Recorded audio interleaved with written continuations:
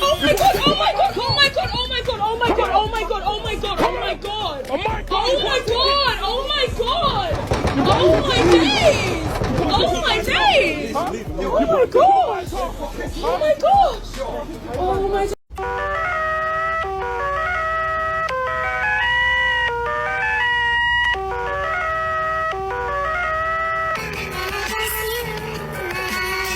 The video I just showed got over 25 million views, and some people don't know the full backstory of that video, so today in this video I'm going to be telling you everything you need to know. On June 3rd back in 2022 in Troy, Montana, the 3-year-old boy in this photo, Riker Webb, was outside of his home playing with the family dog when he decided to take a walk into the woods near his house, and when he walked in the woods he completely disappeared. Later that afternoon, Riker was reported missing and a massive search and rescue team was formed in hopes of finding Riker in these woods. The search for Riker went on for 2 days, and during those 2 days there were severe thunderstorms and temperatures went as low as 40 degrees, but thankfully Riker was found 3 miles away from where he went missing at an unoccupied cabin, but he was very scared and visibly shaken. Riker was surprisingly unharmed, but he was thirsty, hungry, and cold, but you could definitely tell that he went through something no 3-year-old should ever go through.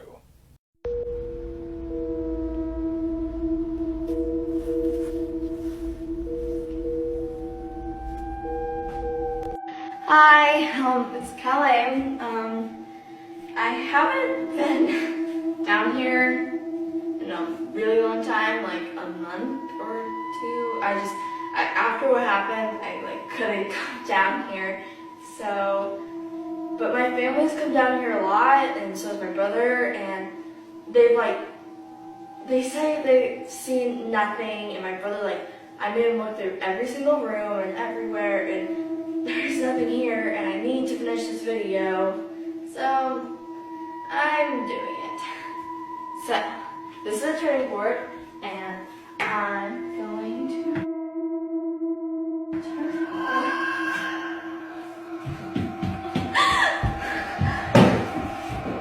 Mom is back! Why is this door opening? Hello?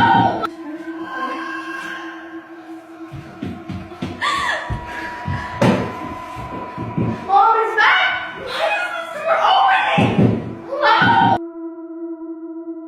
Do not watch this video if you are easily disturbed. This is this sickening, very recent case of Lily Peters. On the 24th of April 2022, 10-year-old Lily Peters was making her way home from her auntie's house in Wisconsin. She was biking and she was familiar with this route because she'd done it many times before. When she didn't return home that night, her dad reported her missing to police. What transpired was her parents' worst nightmare. Her body was discovered the following day at around 9 a.m. Officers located a bike that ended up being Lily's in the woods near a walking trail at the end of her aunt's street, and her body was discovered shortly after. Disturbing details emerged about Lily's death. She'd suffered blunt force trauma and had been strangled. Her body had then been SA'd. But who on earth would do such a thing to such an innocent little girl? 2 days after she disappeared, police charged Lily's 14-year-old cousin, Carson Peters. He'd allegedly been riding home with Lily when the horrific incident occurred. It's alleged that he punched her in the stomach and attacked her.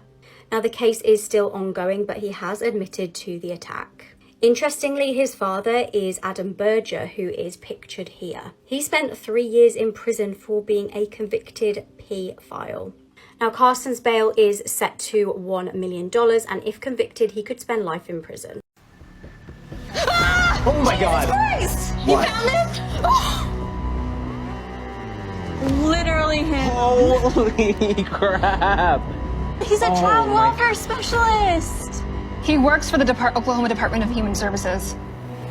It literally says, report suspected child abuse. Wow. The park ranger being a child welfare specialist is worst case scenario. We entrust these people to take care of our society's most vulnerable.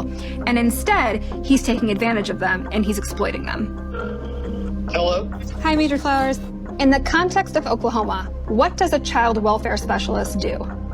They're the ones that like child protective services. They're the ones that remove kids out of homes that are being abused and beaten and sexually abused and neglected. They're the ones that put the kids in state custody In Oklahoma, that's what CPS is. It's Oklahoma Department of Human Services. Okay. He's around kids all the time. They're supposed to be there to protect kids.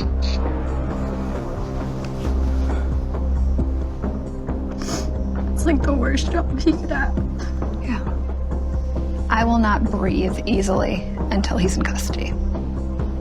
I'm proud of the team. I'm proud of the work that we do, but none of that matters until he's in custody.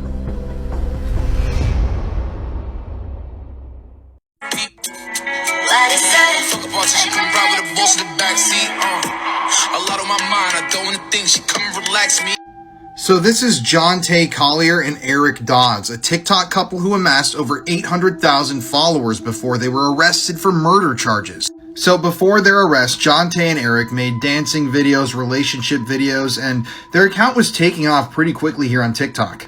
I mean, even a quick glance at their account right now shows that they have videos with millions and millions of views. Yes, their account is still online. But on August 1st, 2022, local authorities responded to a report of shots fired in Rossville, Georgia. When authorities responded, they found Dakota Bradshaw shot to death inside of his own home. So there were actually 4 suspects in this murder, but recently these 2 were sentenced to lengthy prison terms. And I couldn't really find information on what the alleged motive would have been behind this murder, but their vehicles that they featured prominently in their TikTok videos were seen by multiple witnesses in the area of the crime right when it happened. You see, Dakota Bradshaw had been sitting near his window at his house when people shot through the window, killing him. And allegedly, the suspects were parked in Dakota's driveway and fled in a red pickup truck, a truck that belonged to these guys. Now, interestingly enough, Eric and John Tay's TikTok account is still actively posting, and they are posting tons of content about how these 2 are allegedly innocent. But the legal system didn't see it that way. You see, in June of this year, Eric Dodds was sentenced to life in prison without the possibility of parole, and John Tay Kavon Collier was found guilty of the murder charges, and he was sentenced to life in prison with the possibility of parole.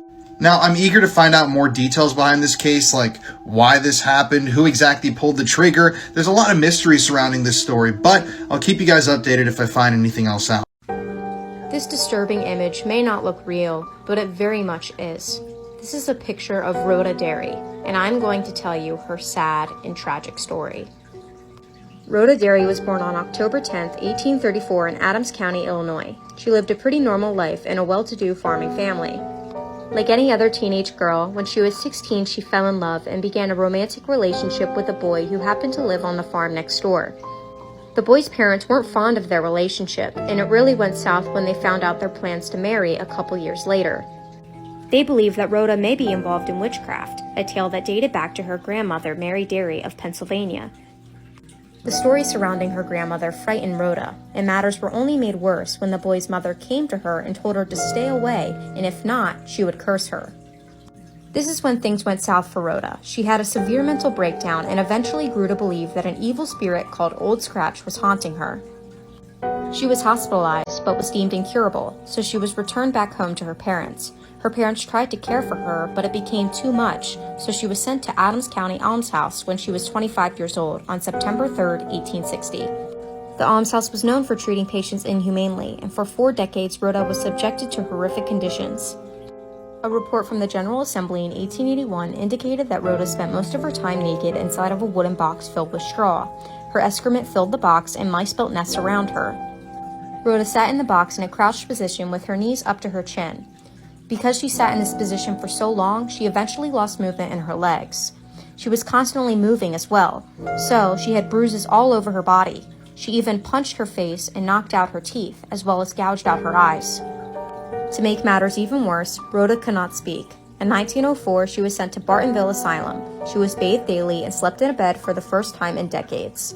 On October 9, 1906, the day before her 72nd birthday, she passed away.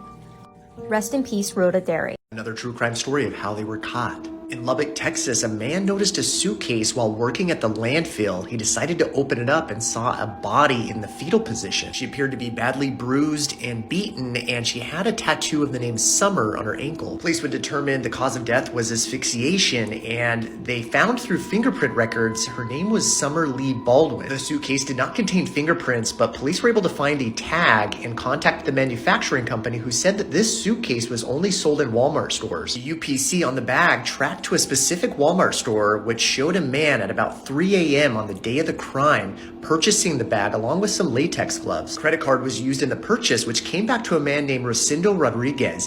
They tracked his card to a gas station, which happened to be near a Holiday Inn that he stayed. Police would go into his hotel room and find blood on the carpet, the box spring, and the sheets. Police also found a trash can in the hallway that contained a Walmart bag and latex gloves in that bag. Police found him taking a selfie of him getting onto a bus back to San Antonio, and cell phone records showing him going back to his family's home there. Latex gloves police found had Summer's DNA on the outside, and on the inside had his DNA along with her DNA. He would deny involvement, and police would search his computer and find something even more sinister. Police found the suspect was in online communication with Summer and had also been searching news articles about the woman. Furthermore, police uncovered communication online between him and a 16-year-old girl named Joanna Rogers. Police were now suspecting that the suspect was involved in another crime with another woman. Joanna had disappeared 18 months earlier and had left her phone, keys, clothes behind and had just disappeared. Phone records would show Rocindo making a phone to the family's landline the night of that crime. Police learned that the family's trash went to the same landfill as the first victim, so they started organizing a search to search it. After several months of searching, a backhoe would uncover another suitcase which would contain Joanna's body. Dental records would confirm the identity of Joanna. More DNA from Summer's rape kit would come back to Rocindo. Rocindo was sentenced to death in Texas and executed, and that was how he was caught.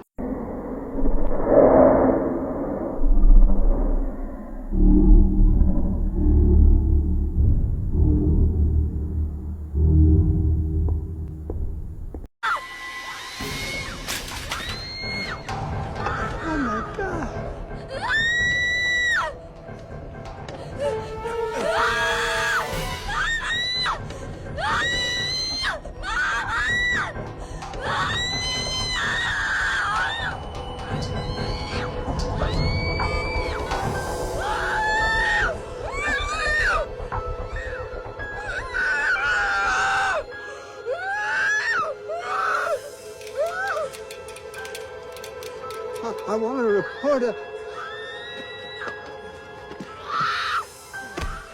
Sir, are you there?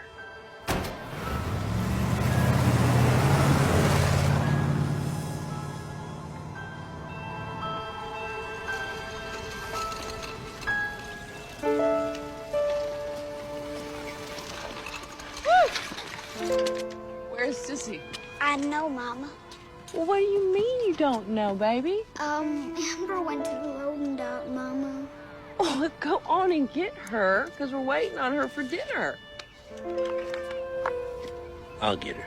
Ricky, you come with Grandma. Spoiled. And we'll put you back away. And we get you something to drink.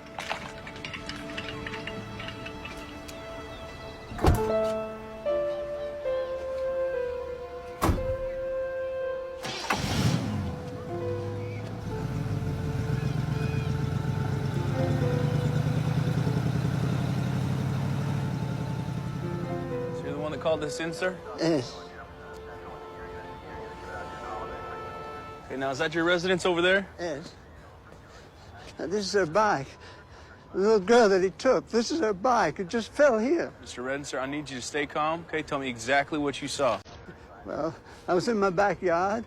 I heard her screaming, and the man came out of the truck. The black pickup, sir? Yes.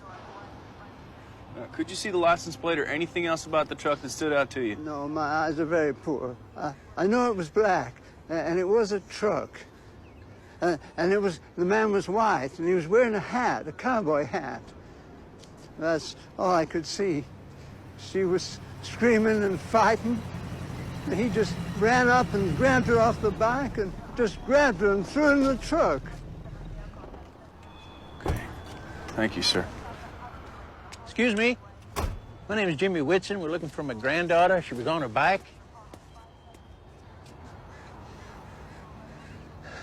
That's it. That's Amber's bike. That's her bike. Sir. Where's my grand? So this is death row inmate Taylor Parker, who went to extreme lengths to cover up her lies. She even killed a pregnant woman in order to steal the baby from her womb just to prove she was really pregnant. So picture here we have Taylor and her boyfriend Wade, and what appears to be a baby bump. What later is found out is just an actual prosthetic baby bump, not a real one. She was covering up this entire time, pretending to be pregnant so that Wade would not leave her. Now, she couldn't have gotten pregnant because she had a hysterectomy several years earlier, but Wade was unaware of this.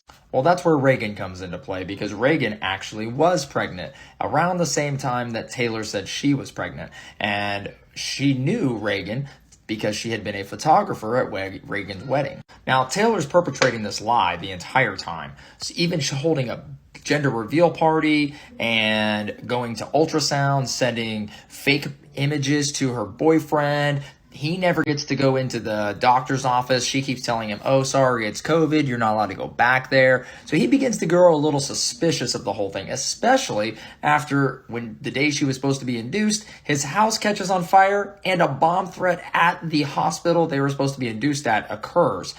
And then she becomes 3 weeks late on her pregnancy. That's when Wade's mother pulls him aside and says, you know, I actually think you're onto something. She's probably not pregnant. Wade confronts her once again about the whole thing, and she says, watch, I'm going to get induced at a hospital in Oklahoma, and you will see. So Friday, she sets up an appointment to be induced. So that morning, Wade actually goes to a hog sale because he was supposed to go down to this sale about 4 hours from their house, come back, drive her to the hospital, and watch the baby be induced. Well, ends up being that he goes there, and it was a false. She had set this up for him to actually go to this hog hunt so she could go see Reagan and murder her, and she does. Sadly, she goes over to her friend's house, attacks her, stabs her with a scalpel that she had over 100 times while her little daughter is standing right there. Then she cuts open her stomach and extracts the baby from it and rushes towards the hospital. She gets pulled over for speeding and says, hey, look, I just had this baby. It's unresponsive. Help me, help me. She had actually tucked the umbilical cord into her pants to make it look like the baby was still attached to her. But the hospital staff begins to grow suspect as she refuses to be checked at all, and the baby shows up dead, and they actually heard that there was a baby that was abducted from another murder victim after the mother of Reagan showed up and found her daughter with hundreds of stab wounds. Sadly, at court, all this web of lies comes out. Reagan and the baby were killed. She was sentenced to murder and sentenced to death in Texas, where she currently sits on death row awaiting execution. Call me crazy if you want, but I've never liked store-bought pets. That's nuts. So one time when I was a little baby public defender, I'd been doing it for maybe like a year, if that.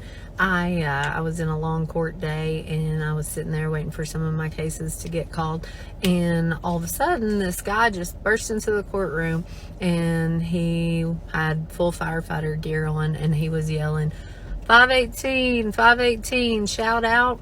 And court just stopped. Everyone just like came to a screeching halt and started looking at this guy, and he was walking towards the front of the courtroom, and everyone, I guess, thought that there was some sort of emergency. I did, and that, you know, the fire department had been called, and he was shouting out some sort of like emergency code, and he kept shouting 518, 518, and he kept coming closer and closer to the front. And if you know anything about a courtroom, there's an area between the gallery where all the people sit, and then there's the front of the courtroom.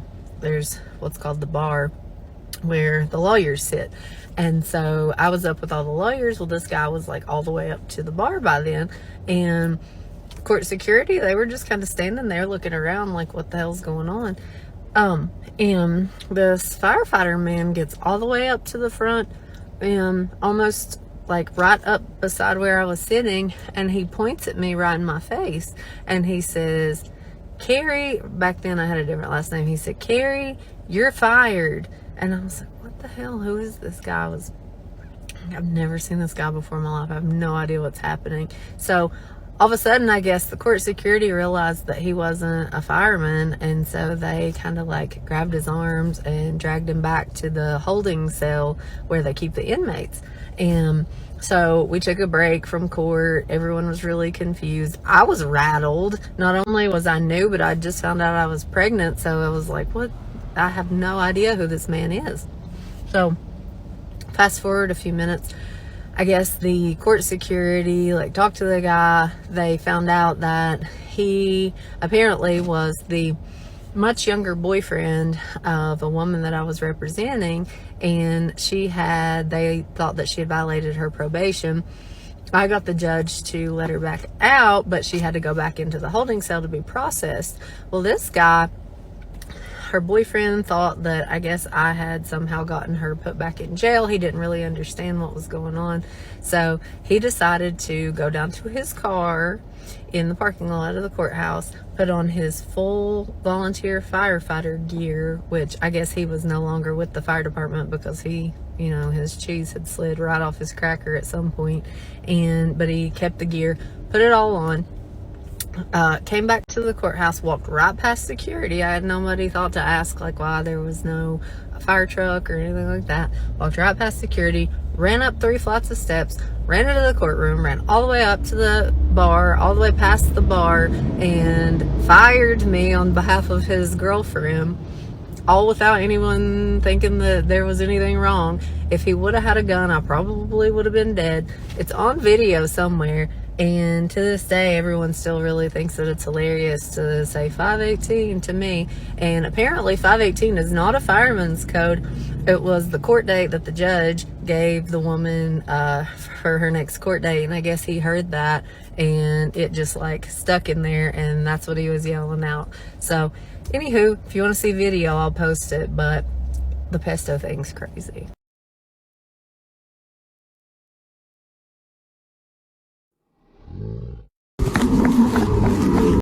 This pedophile was so terrible that when he was released from prison, they actually put out a public safety warning, warning people to stay away from this guy.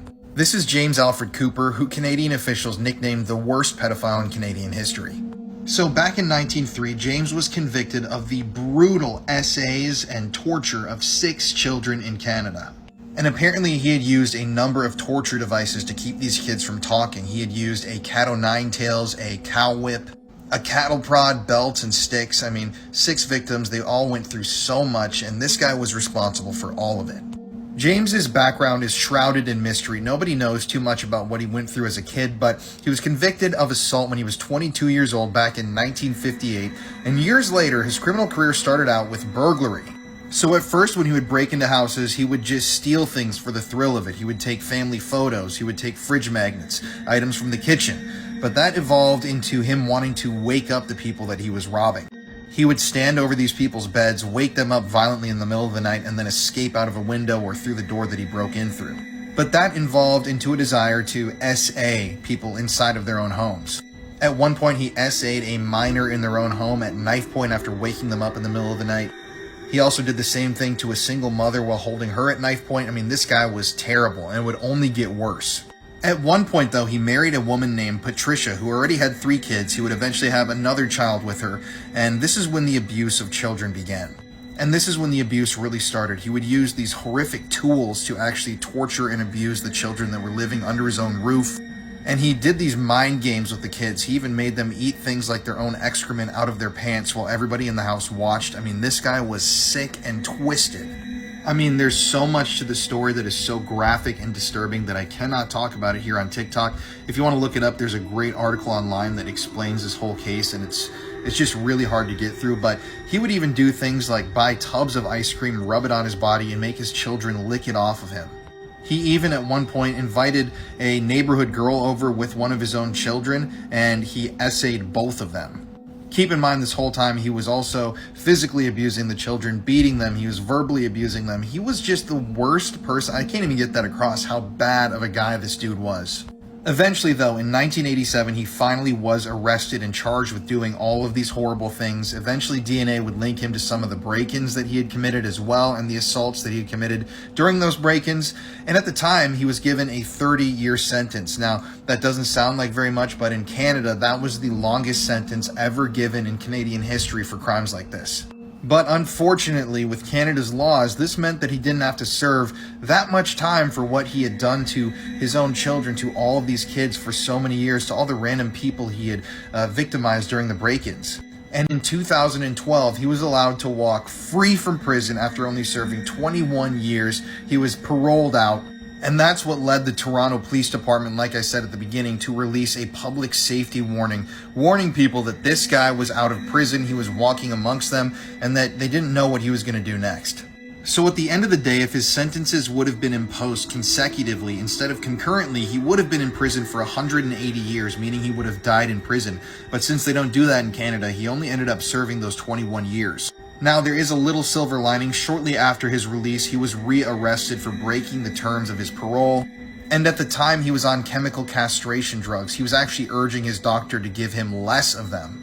But since he was a first-time offender, as they called him back in '93 when he was sentenced, he was released shortly after violating the terms of his parole, and once again, he is somewhere out in Canadian society doing God knows what. I just thought I should make this TikTok to let you guys know that he is out there, and he's dangerous. He is a terrible human being. I'm urging you, if you want to read more about this case, to look up the news article. It is one of the most disgusting things I've ever read, and yeah, this guy is really worst of the worst. I can't think of a worse individual than this guy.